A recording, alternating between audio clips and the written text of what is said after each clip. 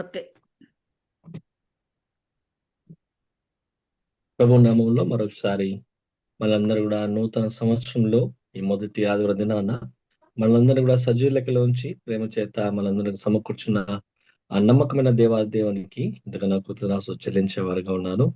అదేవిధంగా చేరొచ్చిన అందరికి కూడా ప్రభు నామంలో నూతన సంవత్సర శుభాకాంక్షలు.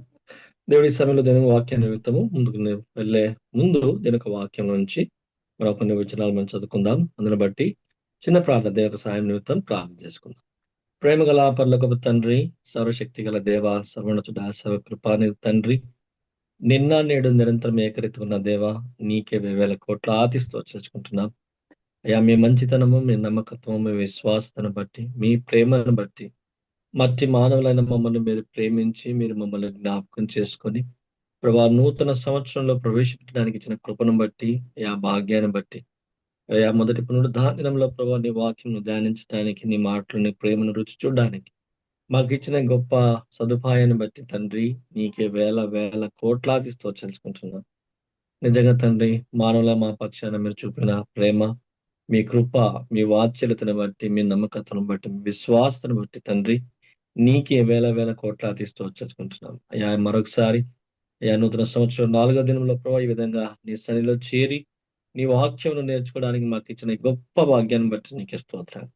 అయ్యా మా ప్రియులందరూ మీరు జ్ఞాపకం చేసుకున్నారు, సజ్జ లెక్కలో ఉంచినారు. ప్రభా నిన్ను స్తుతించేవారుగా, నిన్ను గణపరిచేవారుగా, నిన్ను మయంపరిచేవారుగా, అయ్యా నీ వాక్కు వినేవారుగా చేసిన విధానం బట్టి దేవా నీకే స్తోత్రం చెల్లించుకుంటున్నాం. అయ్యా మరొకసారి ప్రత్యేకంగా ఈ దినం మాకు కావాల్సిన ఆత్మీయ ఆహారం యా ధవల సింహాసనం నుంచి మీరే మాతో మాట్లాడమని బ్రతిమాలుకుంటున్నాం. బలహీన కూడా నన్ను జ్ఞాపకం చేసుకోండి.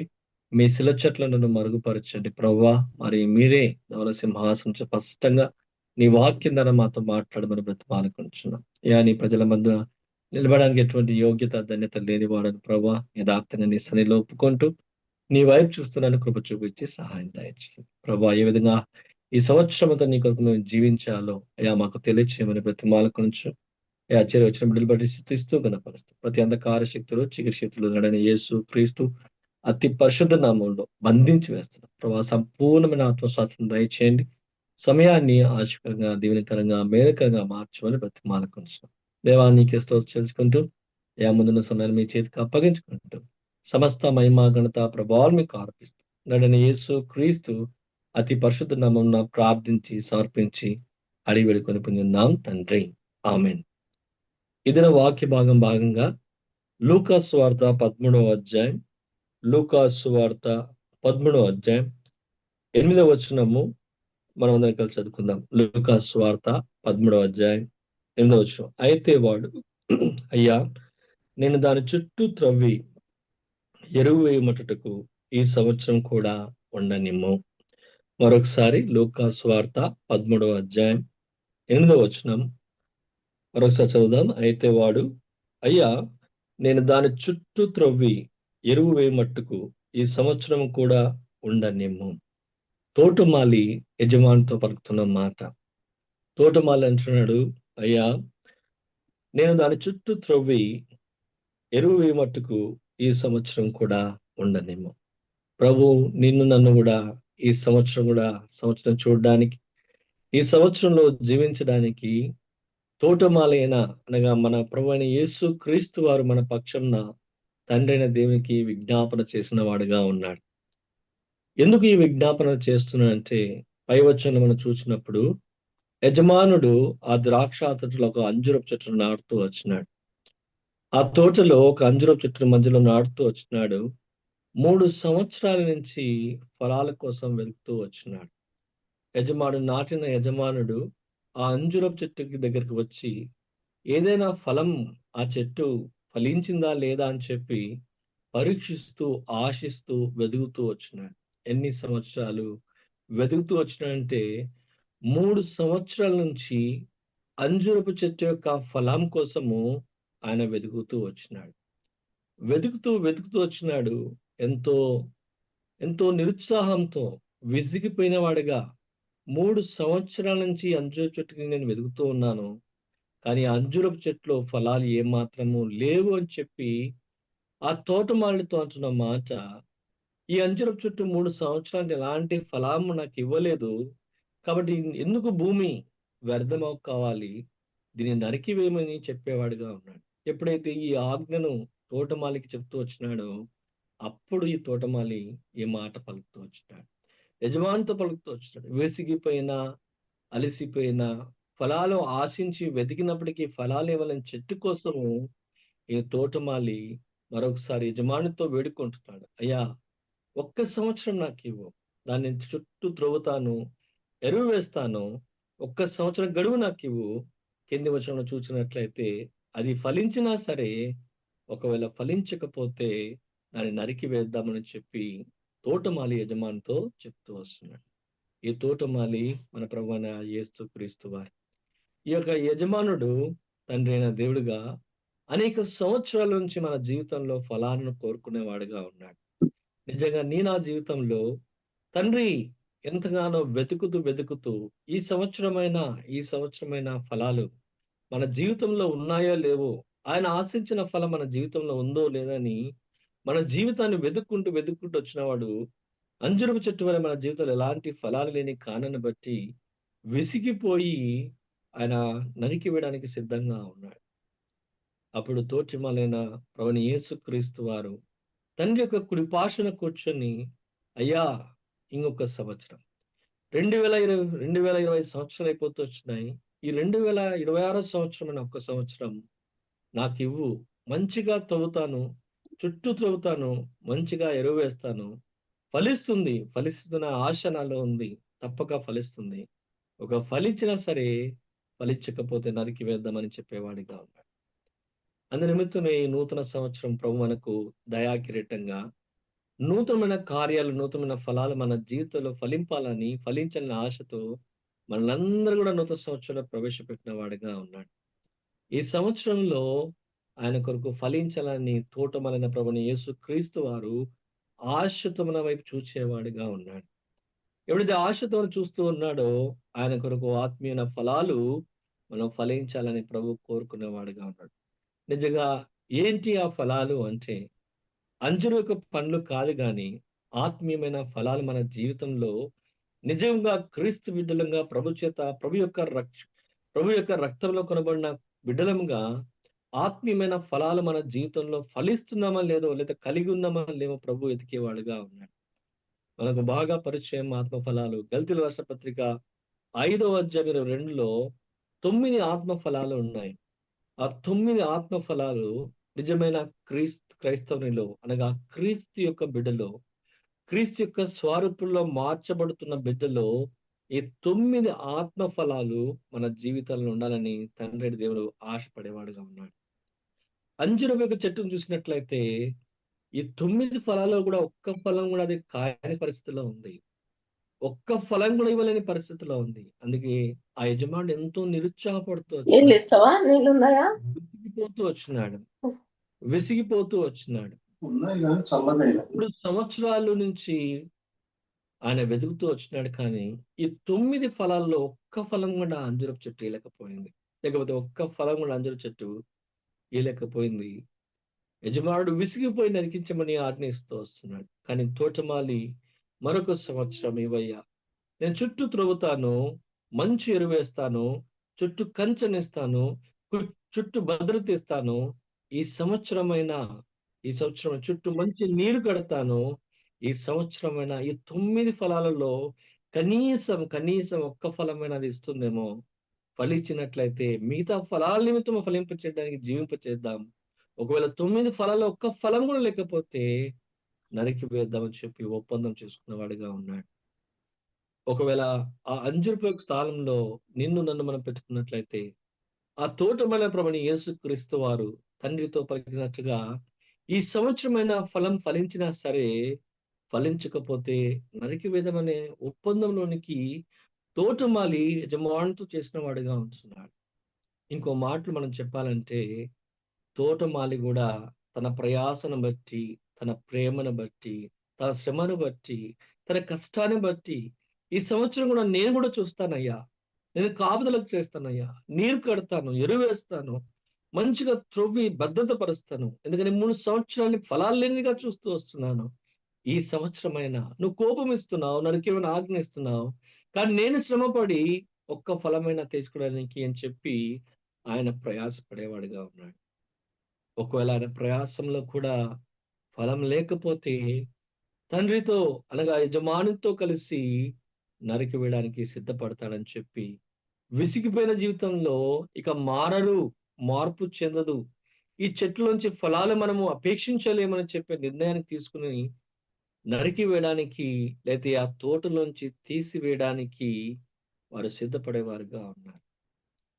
నిజంగా ఈ యొక్క ఉపమానంలో మన యొక్క జీవితాన్ని పెట్టుకున్నట్లయితే, నిజంగా నిన్ను నన్ను గురించి ప్రభువైన యేసుక్రీస్తు వారు తండ్రితో ఇలా వ్యక్తిగతంగా బాధపడుతూ ఆ యొక్క ఒప్పందంలోనికొచ్చినట్లయితే, నిజంగా ఈ సంవత్సరంలో ఆయన కొరకు మనం ఫలించలేకపోతే ఒకవేళ అలాంటి పరిస్థితి నీకు నాకు వస్తుందని దేవుడు హెచ్చరిస్తున్నప్పుడు మనం భయపడేవారుగా ఉండాలి.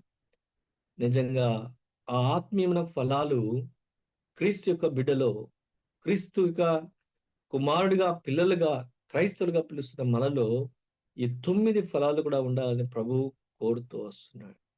యజమానుడు ఆశపడుతూ వస్తున్నాడు. ఒకవేళ 9 ఫలాలు లేకపోయినా కనీసం ఆ 9 ఫలాల్లో ఏదో ఒక ఫలం మన జీవితంలో ఉండాలని ప్రభువు ఆశపడుతూ వస్తున్నాడు. యజమానుడు అనగా తండ్రి ఆశపడుతున్నాడు. తోటమాలి అనగా ప్రభువైన యేసుక్రీస్తు వారు మన రక్షణకు సంచకరుణ ఉన్న దేవుడు కూడా ఆశపడుతూ వస్తున్నాడు. ఎందుకు ఆశపడుతున్నాడంటే ఆయన నిత్యం తండ్రి కృపాశకు విజ్ఞాపన చేస్తూ వస్తున్నాడు. మన పక్షాన ప్రార్థన చేస్తూ వస్తున్నాడు. ఆయన విజ్ఞాపన చేసి ప్రార్థన చేసిన కారణాన్ని బట్టి మరొక సంవత్సరము దేవుడు దయాకిరీటంగా మనకి ఇస్తున్నాడు. దయాకిరీటంగా ప్రేమ చూపించి దయాకిరీటంగా మనకి ఇస్తున్నాడు. ఎందుకు ఈ దయాకిరీటంగా ఈ సంవత్సరం ఇస్తున్నాడంటే తిరిగి లోకస్తులాగా లోక విధంగా జీవించడానికి కాదు, కానీ ఈ సంవత్సరమైన మన జీవితంలో సంపూర్ణమైన మారు మనసు కలిగి ఆత్మ ఫలాలు మన చేత మన జీవితంలో కనబడాలని మరొక సంవత్సరం దయచో మనకు అనుగ్రహించిన వాడుగా ఉన్నాం. నూతనమైన క్రియలు, నూతనమైన ఫలాలు మన జీవితంలో ఈ నూతనమైన సంవత్సరంలో చూడాలని ప్రభు కోరుతూ వస్తున్నాడు. అది ప్రభు యొక్క ఆశ. అందుకోసమే తోటలో అనగా సంఘంలో మనం నుంచిన వాడుగా ఉన్నాడు. తన యొక్క దాసుల ద్వారా ఆత్మీయమైన ఆహారం మనకి ఇచ్చేవాడుగా ఉన్నాడు. అన్న దినము వాక్యంతో మనల్ని పోషించేవాడుగా ఉన్నాడు. ఆ సంఘంలో ఉన్న క్రీస్తు యొక్క సంఘంలో ఉన్న మనము, ఆ తోటమాల యొక్క సంఘంలో ఆ తోటలో ఉన్న మనము నిజంగా ప్రభు నా జీవితాన్ని చూసినప్పుడు, వ్యక్తిగతంగా నా జీవితాన్ని పరీక్షించినప్పుడు, ఈ 9 ఫలాలలో ఒక ఫలమైన నా జీవితంలో ఉందా అని మనం పరీక్షించుకోవాలి. ఒకవేళ 9 ఫలాలు కూడా మన జీవితంలో లేకపోతే ఈ సంవత్సరము దయాకిరీటంగా ప్రభు ఇస్తూ వచ్చాడు. అయ్యా, ఒక్క ఫలమైన నీ కొరకు నేను జీవించడానికి, ఒక్క ఫలంతో నిన్ను తృప్తిపరచడానికి నా జీవితంలో ఒక్క ఫలమైన దయచేయ. నా జీవితం నుంచి ఒక ఫలము నీకు ఇవ్వడానికి నేను శ్రమ పడతాను, సిద్ధపడతాను, తయారవుతాను, సమర్పించుకుంటానని ఈ మొదటి ఆదివారం దేవుని యొక్క సన్నిధిలో తీర్మానం చేసుకోవాలని ప్రభు కోరుకున్నవాడుగా ఉంటున్నాడు. 9 ఫలాలున్నాయి. ఒకసారి మనం 9 ఫలాలు కూడా చూస్తాం. గలతీ రాష్ట్ర పత్రిక 5వ అధ్యాయం 22వ అధ్యాయం 22వ వచనం. గలతీ రాష్ట్ర పత్రిక 5వ అధ్యాయం 22వ వచనం. అయితే ఆత్మఫలమేమనగా ప్రేమ, సంతోషము, సమాధానము, దీర్ఘశాంతము, దయాళత్వము, మంచితనము, విశ్వాసము, సాత్వికము, ఆశా నిగ్రహం.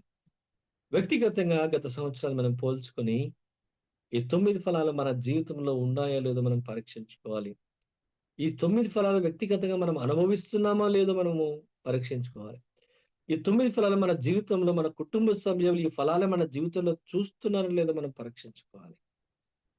యజమానుడు, తోటమాలి మాత్రమే కాదు కానీ సంఘంలో ఉన్నప్పుడు, కుటుంబంలో ఉన్నప్పుడు ఈ ఆత్మీయమైన ఫలాలు మన జీవితంలో నిజంగా మనం చూపించేవారుగా ఉన్నామో లేదో, ఈ ఫలాలను ఇతరులకు మనం పంచిపెట్టేవారుగా ఉన్నామో లేదో, ఈ ఫలాలను ఇతరుల వాళ్ళకు లాభం పొందుకున్నకు మనకు ఫలాలు ఇచ్చేవారుగా ఉన్నామా లేదో, ఈ ఫలం మన జీవితంలో ఉందో లేదో మనము పరీక్షించుకోవాలి.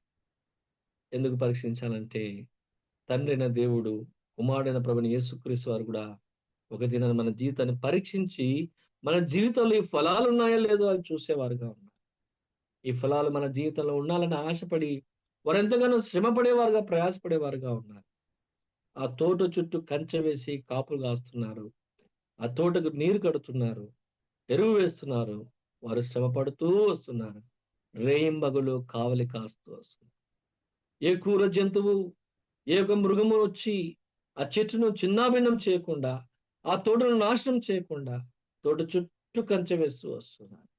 రేయింబగలు శత్రువు యొక్క ఆక్రమణ నుంచి తండ్రి అయిన దేవుడు ప్రభువైన యేసుక్రీస్తు వారు నిత్యము, అందుకే కీర్తనలో చూసినట్టుగా ఇజ్రాయెల్‌ను కాపాడువాడు కునుకడు, నిద్రపోడు. రేయింబగలు వాళ్ళు మేలుకొని మనల్ని కాపాడుతూ వస్తున్నారు. కారణం ఏందంటే మన జీవితాల్లో ఇలాంటి ఫలాలు ఉండాలని ఆశపడుతూ వస్తున్నారు. ఈ నూతన సంవత్సరంలో మొదటి మాసంలో ఈ మొదటి ప్రభు దినాన మన జీవితాన్ని యథార్థంగా దేవుని యొక్క సన్నిధిలో వాక్యపు యొక్క వెలుగులో మనల్ని పరీక్షించుకుందాం. నిజంగా నా యజమానుడు, నా తండ్రి అయిన దేవుడు, నా రక్షకుడు నా కొరకు ప్రాణం పెట్టిన నా యొక్క ప్రభువైన యేసుక్రీస్తు వారు నా జీవితంలో ఈ ఫలాలు కోరుతూ వస్తున్నారు. ఈ ఆత్మీయమైన ఫలాలు నా జీవితంలో వారి కొరకు నేను ఇచ్చే స్థితిలో, ఫలించే స్థితిలో నేను ఉన్నానా లేదా మనము పరీక్షించుకునే వారిగా ఉండాలి. ఈ ఫలాలు మన జీవితంలో ఉన్నట్లయితే తండ్రి అయిన దేవుడు ప్రభువైన యేసుక్రీస్తు సంతోషించే వారుగా ఉంటున్నారు. అంత మాత్రమే కాదు, కానీ ఈ ఫలాలు మన చుట్టూ ఉన్న వారందరూ కూడా అనుభవించి తృప్తి పొంది ఆశపడేవారుగా ఉంటున్నారు. వారు కూడా వాళ్ళ జీవితంలో ఇలాంటి ఫలాలు బాగుంటుందనే ఆలోచనకి వచ్చేవారుగా ఉంటున్నారు. అందు నిమిత్తమే ఆయన పిల్లల మనము ఈ ఫలాలకు సాక్షులుగా ఈ లోకంలో ఇలాంటి ఫలాలు మనం ఫలించాలని ప్రభు కోరుకునేవాడుగా ఉన్నాడు. అందుకోసం జాగ్రత్తగా వెతికేవాడుగా ఉన్నాడు. ద్రాక్ష చెట్లు ఉన్నాయి, ద్రాక్ష పళ్ళు కూడా ఉన్నాయి, కానీ అంజూరపు చెట్టు గురించి మాట్లాడుతూ వస్తున్నాడు. ఎందుకంటే అంజూరపు చెట్టు మాత్రమే ఫలాలు లేనిదిగా చూస్తూ వస్తున్నాడు. పాపం 3 సంవత్సరాల నుంచి చూస్తున్నాడు. ద్రాక్ష చెట్లు ద్రాక్ష పళ్ళు ఇస్తున్నాయి, అవి మంచిగా ఉండొచ్చు, కారద్రాక్షలను ఇస్తున్నాయి, ఏదో ఒక ఫలం ఇస్తున్నాయి. కానీ ఈ అంజూరపు చెట్టులో ఆకులు మాత్రం పచ్చగా ఉన్నాయి, కానీ ఆ పచ్చని ఆకుల వెనకాల ఫలం ఉందేమో ఆశగా వెతుకుతూ పోతున్నప్పుడు ఆయన మోసపోతూ వస్తున్నాడు. ఒక సంవత్సరం మోసపోయినాడు, 2 సంవత్సరం మోసపోయినాడు, 3 సంవత్సరం కూడా మోసపోతూ వచ్చినాడు. ఇక ఇది నన్ను మోసం చేస్తుంది తప్ప ఫలాయడానికి ఈ చెట్టుకు మనసు లేనటువంటి పాపం అని చెప్పి, నాకు ఫలాలు లేని చెట్టుని నరికివేయని చెప్పి తోటమాలతో చెప్తూ వస్తున్నాడు.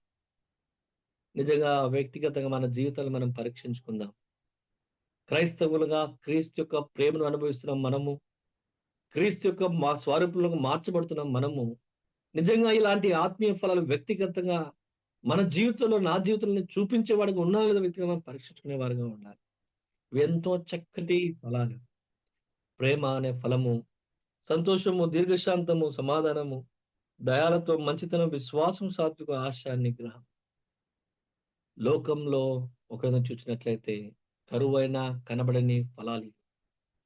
లోకంలో ఈ ఫలాలు ఎంత వెతికినా దొరకలేని పరిస్థితుల్లో ఉన్నాయి. అలాంటి లోకంలో ఉన్న నువ్వు నేను కూడా ఇలాంటి ఆత్మీయ ఫలాలు చూపించాలని ప్రభువును మనము సాక్షిగా జీవించాలని ప్రభు కోరుతూ వస్తున్నాడు. లోకస్తులు ఇలాంటి ఫలాలు లేవు. ఆత్మీయులుగా ప్రభు యొక్క పిల్లల మనము ఇలాంటి ఫలాలు ప్రత్యేకంగా లోకంలో చూపించాలని కోరుతూ వస్తున్నాడు. దౌర్భాగ్య పరిస్థితి ఏంటంటే విశ్వాసులుగా దేవుని యొక్క బిడ్డగా పిలబడుతున్న మనలో కూడా ఈ ఆత్మీయ ఫలాలు లేకుండా లోకస్తుల వలె మనం కూడా కాలయాపన కాలంలో గడిచిపోయేవారుగా ఉన్నాం. అందరమే తోటి మాట్లాడుతున్నాడు, అయ్యా ఈ సంవత్సరం గురించి నాకు తరమి, నేను మంచిగా త్రవ్వుతాను, చుట్టూ త్రవ్వుతాను, ఎరువు వేస్తాను, నీళ్ళు కడతాను, ఈ సంవత్సరమైనా ఫలాలు ఇస్తుందేమో. ఈ 9 ఫలాలు మన జీవితంలో ఉండాలని ప్రభు కోరుతూ వస్తున్నాడు. ఎప్పుడైతే ఈ ఫలాలు మన జీవితంలో ఉంటాయో ప్రభు సంతోషించేవాడుగా ఉంటాడు. ఈ ఫలాలు మనం ఇచ్చినప్పుడు ఆయన ఆనందించేవాడుగా ఉంటాడు. కనీసం ఒక్క ఫలమైన ఇచ్చినప్పుడు ఈ అంజురపు చెట్టు ఒక్క ఫలం ఇచ్చింది, అది ఆశకు చిహ్నంగా గుర్తుగా ఉండేదిగా ఉంది. ఈ మాసం, ఈ సంవత్సరం ఒక్క ఫలం ఇచ్చింది. ఇంకా కాపుదల, ఇంకా ఎరువు, ఇంకా నీరు, ఇంకా భద్రత కలిగిస్తే తప్పకుండా ఇంకో సంవత్సరంలో ఇంకా ఫలాలు ఫలిస్తేనే ఆశ ప్రభులో కూడా కలడానికి ఆస్కారంగా ఉంది. అందులో ముసమే 3 సంవత్సరాలు తెచ్చుకుంటూ వచ్చినాడు, ఒక్క ఫలం కూడా లేదు. ఈనాడు నేను నా జీవితం ప్రభు యొక్క దృష్టిలో, యజమాని యొక్క దృష్టిలో, తండ్రి యొక్క దృష్టిలో, తోటమాలిన ప్రభు యేసుక్రీస్తు వారి దృష్టిలో వారు నిన్ను నన్ను వెతుకుతున్నప్పుడు ఎలాంటి ఫలాలు మన జీవితంలో ఇవ్వగలుగుతున్నాం? నిజంగా ప్రేమ అన్న ఫలాలు మన జీవితంలో ఉందా? ఆ ఫలం ఇతరులను రుచి చూచడానికి, లేదా ఆ ఫలాన్ని గుర్తించే విధంగా మన ప్రవర్తన గాని, మన క్రియలు గాని, మన ప్రేమ గాని నిజంగా క్రీస్తుని బట్టి ఆ ప్రేమను చూపించేవారుగా ఉన్నామా? అనుకూలం ఉన్నప్పుడు చూపించే ప్రేమ, అననుగుణంలో చూపించే ప్రేమ క్రీస్తు ప్రేమ కాదు. క్రీస్తు ప్రేమ ఏందంటే అది మార్పు చెందని ప్రేమ. అది శాశ్వతమైన ప్రేమ. అది త్యాగపూరితమైన ప్రేమ. అది బలి అర్పించే ప్రేమ. దాంట్లో ఏమాత్రము మార్పు. నువ్వు బాగున్నా, బాగోపోయినా, నువ్వు ఫలించినా, ఫలించకపోయినా, నీ క్రియలు ఏ విధంగా ఉన్నా సరే, ఆయన ప్రేమలో మార్పు లేదు. ఆయన నిత్యము నిన్ను ప్రేమించేవాడుగా ఉన్నాడు. అందుకే ఇర్మియా గ్రంథం 31 అధ్యాయం 3వ వచనంలో నేను శాశ్వతమైన ప్రేమతో నిన్ను ప్రేమించుచున్నాను. ఈనాడు నీవు నేను కూడా ఈ శాశ్వత ప్రేమతో ప్రేమిస్తాను ఎవరైనా చెప్పగలమా? కొడుకులు కావచ్చు, భర్తని కావచ్చు, భార్యని కావచ్చు, పిల్లలే కావచ్చు, సంఘస్థులు కావచ్చు, విశ్వాసులు కావచ్చు, స్నేహితులు కావచ్చు, బంధుమిత్రులు కావచ్చు, ఎవరైనా కావచ్చు. ఎవరినైనా శాశ్వత ప్రేమతో క్రీస్తు నిన్ను నన్ను ప్రేమించినట్లుగా మనం కూడా లోకంలో మనుషులను శాశ్వత ప్రేమతో ప్రేమించగలని చెప్పగలమా? ఎందుకు చెప్పలేమంటే ఈ ప్రేమ నా ఫలంలో మన జీవితంలో లేదు కాబట్టి. సంపూర్ణమని ఆత్మీయ ఫలం మన జీవితంలో లేని కారణాన్ని బట్టి ఇంకా ద్వేషము, ఇంకా అనుకూలతను బట్టి ప్రేమించేవారుగా ఉన్నాం కానీ, శాశ్వతమైన ప్రేమతో ప్రేమించలేని వారుగా ఉన్నాం. క్రీస్తు యొక్క స్వరూపంలో మార్చబడుతున్న మనము, చక్కగా రావాలని ఆశపడుతున్న మనము, క్రీస్తు యొక్క సుగుణాలు మన జీవితంలో సంపూర్ణంగా ఉండాలని, ఇలాంటి ఆత్మీయ ఫలాలు మన జీవితంలో ప్రభు కోరుకునేవాడు. నిజంగా నీవు నేను కూడా శాశ్వతం ప్రేమతో ప్రేమించినట్లయితే, వారి కొరకు మనం ఎంతకైనా ప్రయాసపడడానికి సిద్ధపడేవారుగా ఉంటాం. వారి కొరకు నిత్యము ప్రార్థన చేయడానికి, మానక ప్రార్థన చేయడానికి సిద్ధపడేవారుగా ఉంటాం. ఎందుకంటే మనం ప్రేమిస్తున్నాం గనక. మార్పు లేని ప్రేమతో, శాశ్వతమైన ప్రేమతో, వారు పలికినా పలకపోయినా, వారు పలకరించినా పలకరించకపోయినా, మనకు అనుకూలంగా ఉన్నా లేకపోయినా, మన ప్రేమను బట్టి, అనగా శాశ్వతమైన ప్రేమను బట్టి, వారు మేలు కోరుకొని, వారికి మేలు చేస్తూ, వారి నిమిత్తం నిత్యము ప్రార్థన చేసేవారుగా ఉంటాం. ప్రార్థనలో జ్ఞాపకం చేసుకునేవారుగా ఉంటాం. నిజంగా మనల్ని ప్రేమించే వారిని, వారి నిమిత్తము ప్రార్థనలో మనం జ్ఞాపకం చేసుకోకుండా ఉండాలి. పిల్లలే కావచ్చు, తల్లిదండ్రులే కావచ్చు. మనం ప్రేమిస్తాం కనుక వారి నిమిత్తం ప్రార్థనలు మనము జ్ఞాపకం చేసుకుంటాం. ఆయన కూడా ఆత్మీయమైన ఫలమైన ప్రేమ లేని కారణాన్ని బట్టి నిత్యము ఎల్లప్పుడూ శాశ్వత ప్రేమతో ప్రేమించలేకుండా అప్పుడప్పుడు మర్చిపోయేవారుగా, విడిచిపెట్టేవారుగా, మానవులుగా మనము ఆ స్వభావాన్ని మనం చూపించేవారుగా ఉంటాం. కానీ ప్రభు కోరుతున్న ప్రేమ ఏంటంటే ఈ ఆత్మీయమైన ఫలమైన ప్రేమ, సంపూర్ణమైన శాశ్వత ప్రేమతో ప్రభు మనల్ని ప్రేమిస్తున్నాడు. క్రీస్తు నిన్ను నన్ను ఏ విధంగా ప్రేమిస్తూ వస్తున్నాడు, తండ్రి నిన్ను నన్ను ఏ విధంగా ప్రేమిస్తూ వచ్చినాడు, నువ్వు అలాంటి ప్రేమను, ఆ ఆత్మ ఫలాన్ని ఇతరికి పంచిపెట్టాలని, అలాంటి ప్రేమతో ఇతరులను ప్రేమించాలని ప్రభు కోరుతూ వస్తున్నాడు. అప్పుడు తండ్రి, క్రీస్తు, క్రీస్తులో ఉన్న నువ్వు కూడా ముగ్గురు కూడా సమాంతరంలోకి వచ్చేవారుగా ఉంటున్నావు. అంటే ఏకత్వంలోకి వచ్చేవారుగా ఉంటావు, ఐకత్వంలోకి వచ్చేవారుగా ఉంటావు.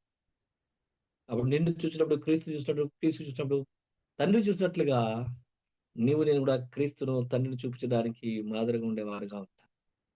దీన్ని బట్టి ఈ ఆత్మఫలమైన ప్రేమ మన జీవితంలో ఉండడం బట్టి, అందుకోసమే తోటమాలి ఎంతో ఆశతో ఎదురు చూస్తూ వస్తున్నాడు. నిజంగా ఈ రాత్రి కాల సమయంలో ఈ ఫలం మన జీవితంలో ఉందా లేదో మనం పరీక్షించుకోవాలి. అనేకమైన ఫలాలు ఉన్నాయి. ప్రతి పరిస్థితిని బట్టి ఆ ఫలం ఉపయోగపడేదిగా ఉంది. శ్రమ ఉన్నప్పుడు, బాధ ఉన్నప్పుడు ఓపికతో, దీర్ఘశాంతంతో సహించడానికి ఫలం ఉంది. నిజంగా అలాంటి ఫలం మన జీవితంలో ఉందో లేదో మనం పరీక్షించాలి. సంతోషంగా ఉన్నప్పుడు, ఆనందంలో అన్ని బాగున్నప్పుడు ప్రేమ ఫలం ఉండొచ్చు.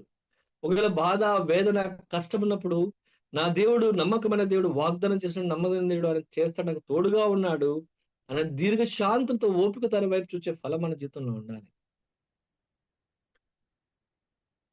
అబ్రహాం యొక్క జీవితంలో మనం చూసినప్పుడు 25 సంవత్సరాలు ఓపిక కనిపెడుతూ వచ్చినాడు.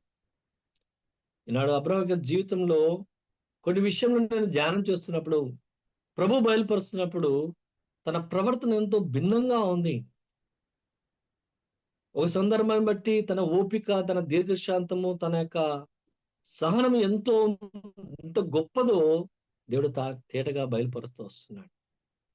తన జీవితం జరిగిన క్రియలను బట్టి, తన జీవితంలో పిల్లలు లేనప్పుడు, శారా తన భార్యగా ఉన్నప్పుడు, తను గొడ్రాలుగా ఉన్నప్పుడు, దేవుడు వాగ్దానం చేసినప్పుడు 25 సంవత్సరాలు ఓపిక, దీర్ఘశాంతంతో ఏ విధంగా ఓపిక ఉన్నాడో, ఎందుకు అంతగా 20 సంవత్సరాలు ఓపికతో కనిపెడుతూ వచ్చినాడంటే, బహుశా నేను అనుకుంటాను, దీర్ఘశాంతం అనే ఫలము అబ్రాహాం యొక్క జీవితంలో ఉందనుకుంటా. ఆ కారణాన్ని బట్టి వృద్ధురాలైపోయినప్పటికీ, పిల్లలు కనే సత్తువ, బలము ఉడిగిపోయినప్పటికీ, కేవలం దేవునిచ్చిన మాటను గట్టిగా పట్టుకొని 25 సంవత్సరాలు ఓపికగా కనిపెడుతూ ఆశతో ఎదురు చూస్తూ వస్తున్నాడు. నిరీక్షణ కలిగిన వాడుగా ఉంటున్నాడు. చివరిగా ఉన్న ఆశ, నిగ్రహం. నా దేవుడు తప్పకుండా ఆయన వాగ్దానం నెరవేరుస్తాడు. నేను 100 సంవత్సరాలే, నా భార్య 99 సంవత్సరాలే, నా భార్య స్త్రీ యొక్క ధర్మం ఉడిగిపోయింది, తను కనలేదు. ఆయన నా దేవుడు నమ్మదగిన దేవుడు.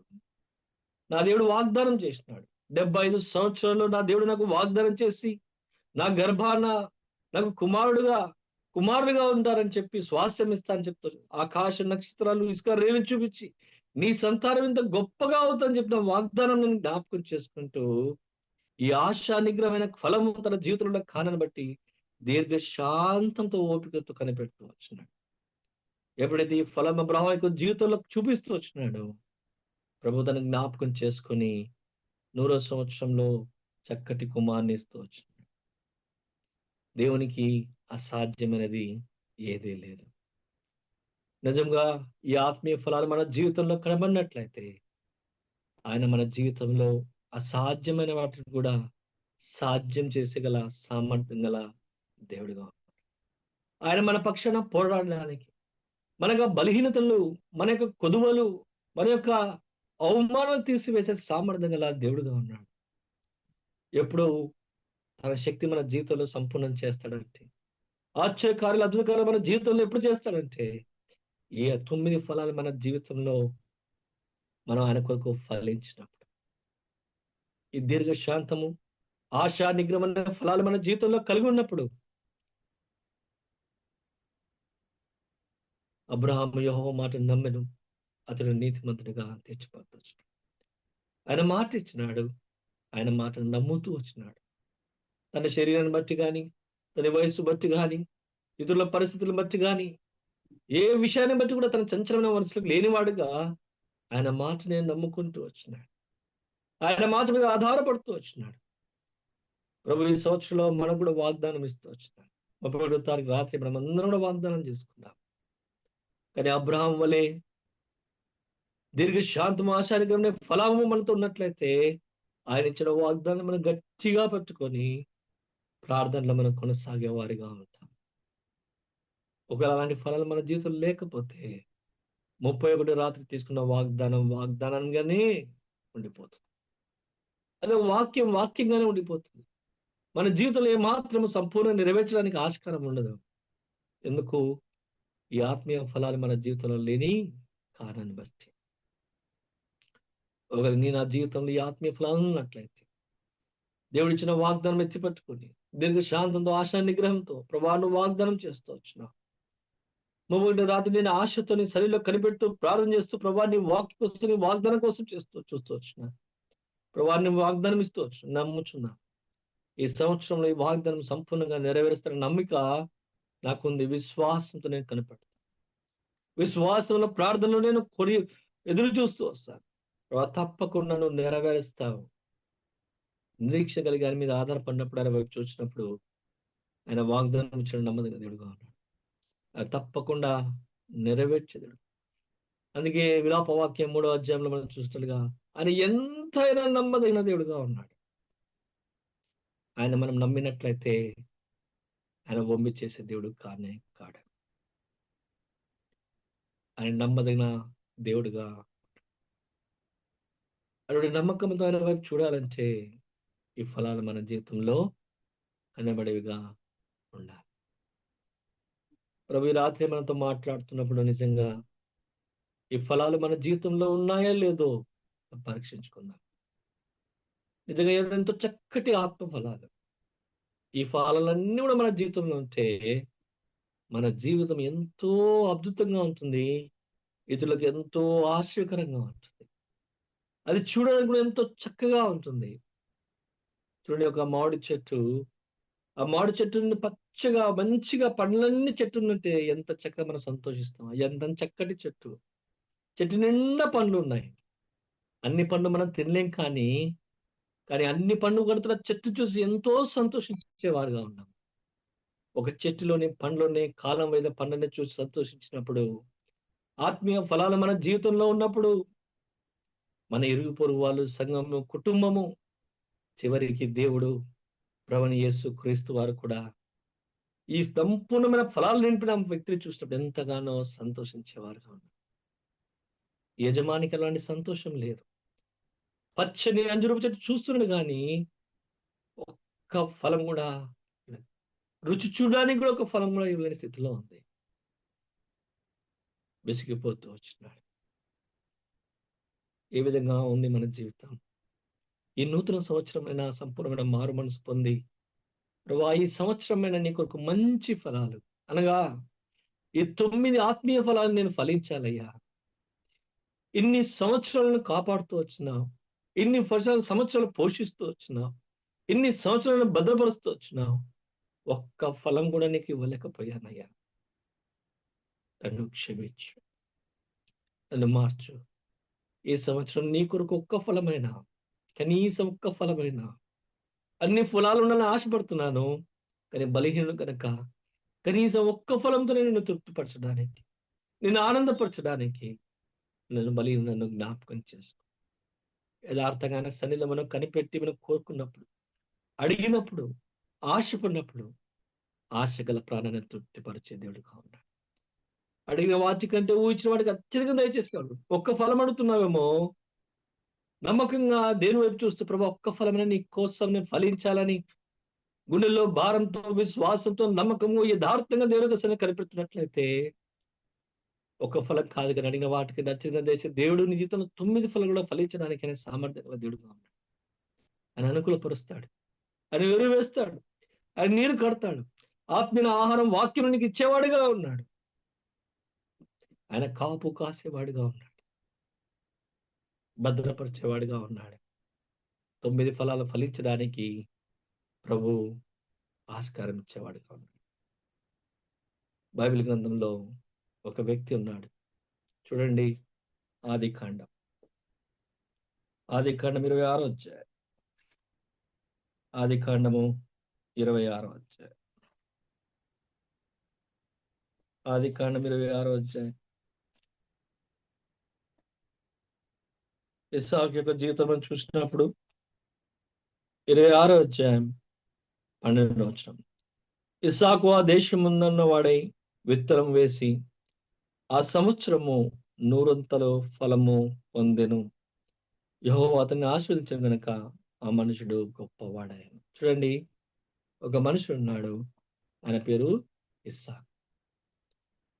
ఇస్సాకు ఆ దేశమందున్న వాడై విత్తనం వేసి ఆ సంవత్సరము 100 ఫలము పొందెను.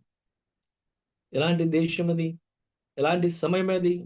ఆ దేశంలో ఎంతో కరువు ఉంది. ఫలాలు లేని పరిస్థితి, బిడి భూములు ఉన్నాయి. చుట్టూ కరువు ఉంది.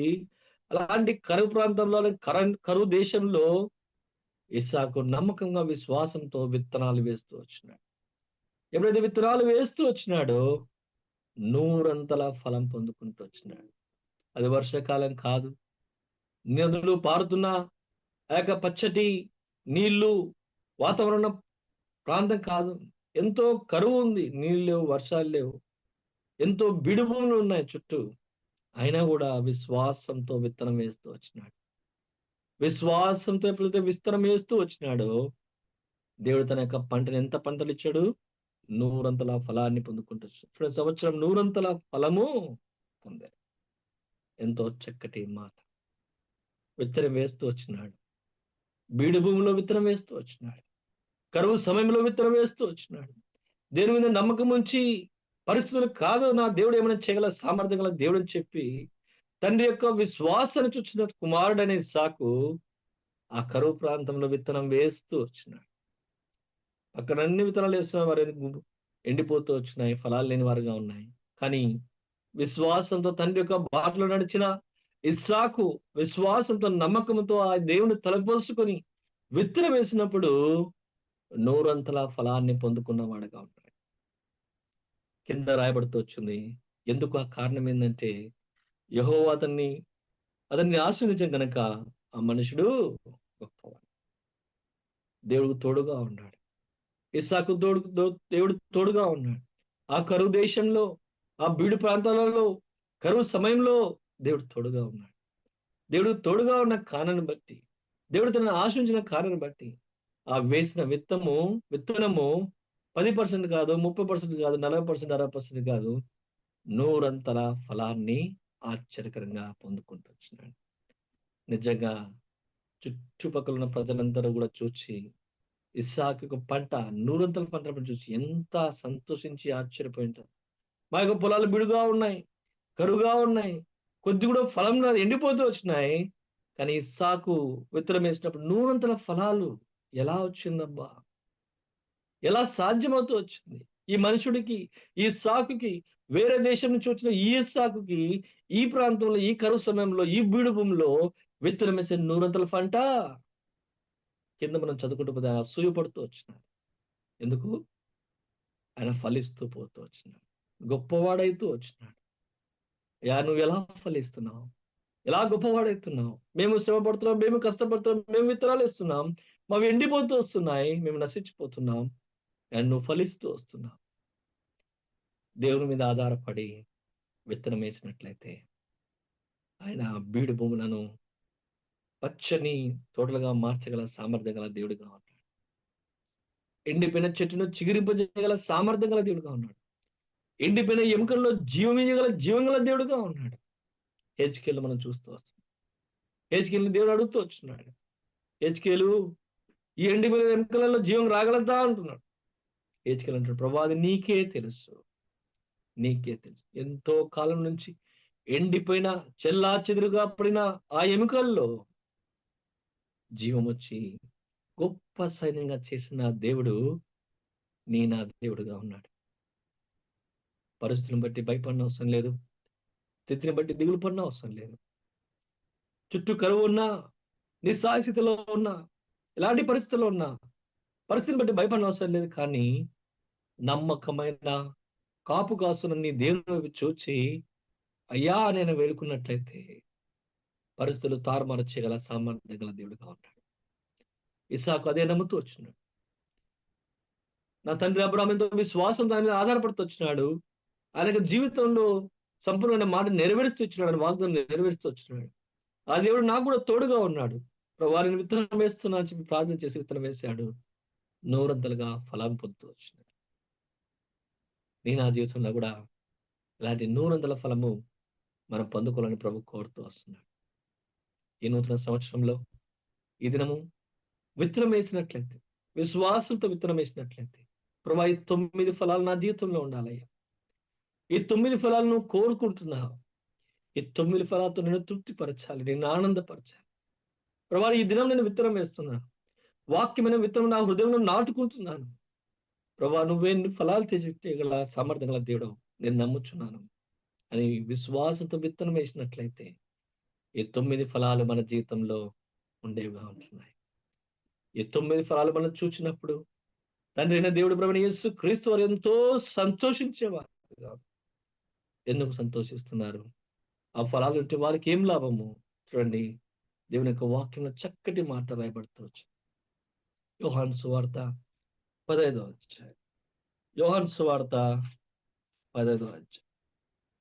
యోహాను సువార్త 15వ అధ్యాయం 8వ వచనం. యోహాను సువార్త 15వ అధ్యాయం 15వ అధ్యాయము 8వ వచనం. మీరు బహుగా ఫలించటం వలన నా తండ్రి మహింపరచబడును, ఎందువల్ల మీరు నా శిష్యులకు ఏంటంట? మీరు బహుగా ఫలించటం వలన నా తండ్రి మహిమ పరచబడు. మన జీవితం ద్వారా, మన జీవితంలో 9 ఆత్మీయ ఫలాల ద్వారా తండ్రికి ఏంటి లాభం అంటే ఆయన నామం మహింపరచబడుతుంది. మీరు బహుగా ఫలించటం వలన నా తండ్రి మహిమ. చూడండి, ఈ వాక్యాన్ని వి- విరోధంగా మనం ఆలోచించిన ఫలాలు లేనప్పుడు మనం తండ్రికి మహింపరచలేని పరిస్థితుల్లో ఉన్నవారుగా ఉన్నాం. ఇంకో మాటలో చెప్పాలంటే ఫలాలు లేని జీవితంతో తండ్రిని అవమానపరిచేవారుగా ఉన్నాం. ఒక మిషన్ గాని, ఒక వాహనం గాని చక్కగా పనిచేస్తుంది అనుకోండి, చక్కగా ఉపయోగపడుతుంది అనుకోండి, చక్కగా మనకు ఎంతో సహకరిస్తుంది. అప్పుడు చేసిన వాడిని మనం జ్ఞాపకం చేసుకుంటాం. ఎంత చక్కటి ఈ మిషన్ నాకు ఇస్తూ వచ్చినాడు, ఎంత చక్కగా ఆలోచిస్తూ వచ్చినాడు, నాకెంతో సహాయకరంగా ఉంది. నిజంగా మనం కారును చూసినట్లయితే ఎంతో వేగంగా మనం వెళ్తున్నాం, ఎంతో దూరానికి వెళ్తూ వస్తున్నాం. ఎక్కడికి కావాలంటే అక్కడ సురక్షితంగా వెళ్ళడానికి కారు మనం ఉపయోగించుకుంటున్నాం. కాబట్టి చేసిన వాడు ఎంత గొప్పగా మహింపరచబడుతున్నాడు. ఆ కారును అన్ని ఆలోచించి ఇంజన్, కాళ్ళు, వీల్స్, బ్రేకులు, అపాయాల నుంచి తప్పించుకోవడానికి, అన్నింటినీ సులువుగా పోవడానికి ఎంత చక్కగా అన్ని అమర్చి నువ్వు వాడుకోనికి అనుకూలంగా ఉంచిన కార్ని చూసినప్పుడు అది సిద్ధపరిచిన వాళ్ళ సైంటిస్టులు మనం ఎంతగానో కనపరచడం మెచ్చుకునేవారుగా ఉంటాం. నిజంగా ప్రభు కూడా నా జీవితంలో ఈ 9 ఆత్మఫలాలు చూసినప్పుడు ఆయన నామానికి మహిమ. మీరు బహుగా ఫలించటం వలన మీ తండ్రికి మీ తండ్రి మహింపరచబడ్డారు. అయ్యా, అంత చక్కటి ఫలాలు ఈ చెట్లు కనబడుతున్నాయి. ఈ 9 ఫలాలు ఈ ఒక వ్యక్తిలో కనబడుతున్నాయి. ఈ వ్యక్తి యొక్క దేవుడు ఎంతో గొప్పవాడు. ప్రత్యేకమైన ఆత్మీయ ఫలాలతో నిండుకున్న ఈ జీవితం, ఈ సృజించిన ఆ దేవుడు ఎంత గొప్పవాడు. ఆశ్చర్యపోయేవారుగా, దేవుణ్ణి మహింపరిచేవారుగా, మనం బహుగా ఫలించినప్పుడు తండ్రికి మహిమ తెచ్చేవారుగా. నిజంగా నా జీవితంలో ఈ ఫలాలతో దేవుని మనం మహింపరిచేవారుగా ఉన్నామా? నిజంగా నీ ఫలాలతో దేవునికి మహిమ తెచ్చేవారుగా మనం ఉన్నామని లేదా? నిజంగా నా జీవితంలో ద్వారా దేవుడు మహింపరచబడుతున్నాడో లేదో మనం ఒకసారి మనం పరీక్షించుకోవాలి. ఒకవేళ ఫలాలు లేనట్లయితే నా జీవితం ద్వారా దేవుడు మహిమపరచబడి క్రీస్తు యొక్క బిడ్డలుగా పిలువబడుతున్న మనము ఆయన నామానికి మహిమపరచేవారుగా ఉండాలి. అనేక సాక్షులుగా మనం ఉండాలి. మనం ఒక అంబాసిడర్ గా ఉండాలి. అనగా మనం ప్రతిబింబంగా, దేవుని యొక్క ప్రతిబింబంగా మనం ఉండేవారుగా ఉండాలని ప్రభు కోరుతూ వస్తుంది. ఎప్పుడు మనం ఉండగలుగుతున్నామంటే ఈ 9 ఫలాలు మన జీవితంలో ఉన్నప్పుడు, ఈ 9 ఫలాలతో ఈ లోకంలో అనుకుని నమ్మకంగా జీవిస్తున్నప్పుడు. ఎందుకయ్యా ఎంత నువ్వు ప్రేమిస్తున్నావు? ఎందుకయ్యా ఎంత నీకు దీర్ఘశాంతము? ఎందుకయ్యా ఎంత సంతోషము? ఎందుకయ్యా ఎంత నీకు ఆశా నిగ్రహము? ఎందుకయ్యా ఎంత ఓర్పు? ఎక్కడి నుంచి వచ్చింది అంటే నా తండ్రి లాంటివాడు. నన్ను ప్రేమించి నా కొరకు ప్రాణం పెట్టి నా కలవరిశిలో శ్రమ పొందిన ఆ క్రీస్తు లాంటివాడు. నేను పాపినయ్యా, అయినా నన్ను ప్రేమిస్తూ వచ్చినాడు. నేను విసిగిస్తూ వచ్చినాను. మాటి మాటికి గుచ్చుతూ పాపం చేస్తూ వచ్చినాను. ఆయన్ని గాయపరుస్తూ వచ్చినాను. అవమానపరుస్తూ వచ్చినాను. ఇబ్బంది పడుతూ వచ్చినాను. ఆయన నన్ను తిట్టలేదు, నన్ను త్రోసివేయలేదయ్యా. ఆయన ప్రేమతో నన్ను హత్తున చేసుకున్నాడు. ఆయన నన్ను ప్రేమించి నా కొరకు కలవరిలో ప్రాణం పెడుతూ వచ్చినాడు. ఆయన ఓడ్చుకుంటూ వచ్చినాడు.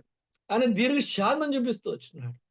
ఒక్క మాట సెలవిస్తే నశించిపోతాను, కానీ ఎంతో దీర్ఘశాసంతో నన్ను ప్రేమించి నా కొరకు ప్రాణం పెడుతూ వచ్చినాడు. అలాంటి గొప్ప ప్రేమమయుడు నా దేవుడయ్యా. అందుకే ఆ ప్రేమను రుచి చూచిన నేను ప్రేమించగలుగుతున్నాను. ఆ దీర్ఘశాంతను రుచి చూచిన నేను దీర్ఘశాంతం చూపించగలుగుతున్నాను. ఆయన ఆశతో కనిపెడుతూ వచ్చినాడు. నేను ఆశతో కనిపెట్టడానికి ఆశ నిగ్రహం నా జీవితంలో ఉంది. నిజంగా అప్పుడు దేవుడు మన జీవితాన్ని బట్టి మహింపరచబడిగా ఉంటాడు.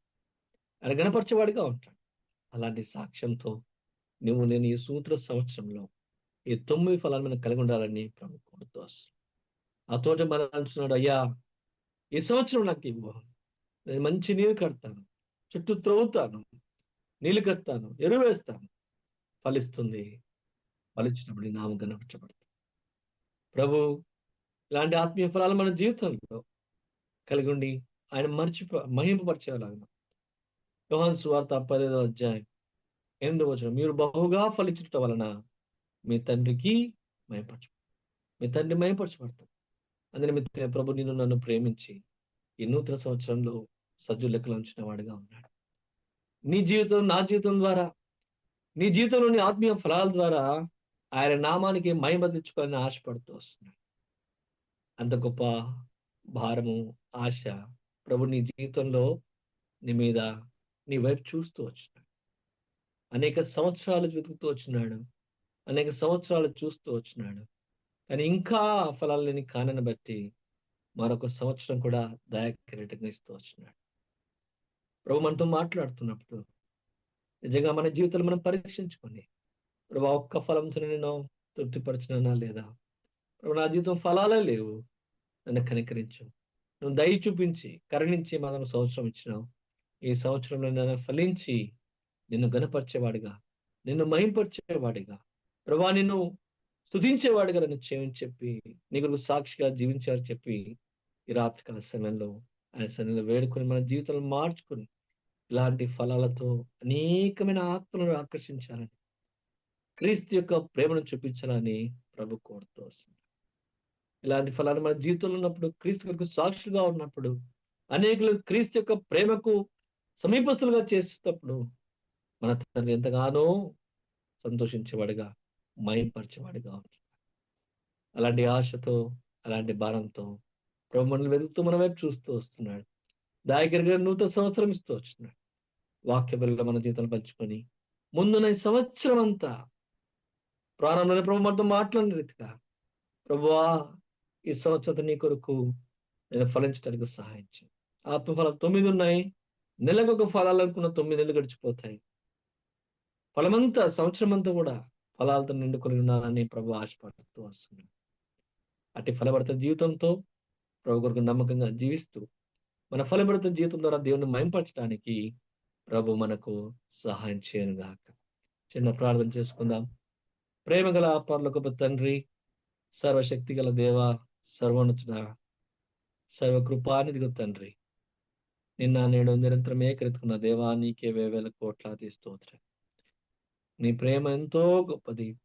నీ ఓర్పు, నీ సహనం ఎంతో గొప్పది. మీ దీర్ఘశాంతం ఎంతో గొప్పది. ప్రభా, మరొకసారి మమ్మల్ని ప్రేమించి ఫలాలు లేనప్పటికీ కూడా, నీకు ఆయాసము పుట్టించినప్పటికీ కూడా, మీరు విసిగిపోయినప్పుడు కూడా మరొక సంవత్సరం దాయకిరీటంగా మాకు ఇస్తూ వచ్చినారు. అందుని బట్టి నీకే స్తోత్రం. వాక్య బలిలో ఇస్సాకు వలె విశ్వాసంతో హృదయం అనే భూమి మీద మేము విత్తనాలు, వాక్యమైన విత్తమనే నీకు సాయం దయచేయం. విశ్వాసంతో, నమ్మకంతో విత్తి ఇస్సాకు నూరతల ఫలము పొందినట్లుగా మేము కూడా ఈ 9 ఫలాలు మా జీవితంలో కలిగి ఉండడానికి, క్రీస్తును చూపించేవారుగా, సాక్షులుగా ఉండడానికి, తండ్రిని మయంపరిచేవారుగా మేము ఉండడానికి, ఈ ఫలాలతో మేము నిండుకొని ఉండడానికి సహాయం చేయమని బ్రతిమాలకుంటున్నాం. అయ్యా, వ్యక్తిగత మా వల్ల అయితే కాదు, నీ మీద నేను ఆధారపడుతున్నాం, నీ వైపే చూస్తున్నాం. నీ బిడ్డలుగా, నీ కుమారులుగా మా జీవితాలు ఎట్టి ఫలాలు కలిగిన వారమై నీ కొరకు నమ్మకంగా, సాక్షిగా జీవించడానికి సహాయం దయచు. నీ నామాన్ని మహింపరిచే వారిగా ఉంటకు సహాయం చేయి. నీ నామాన్ని ఘనపరిచే వారిగా ఉంటకు సహాయం దయచు.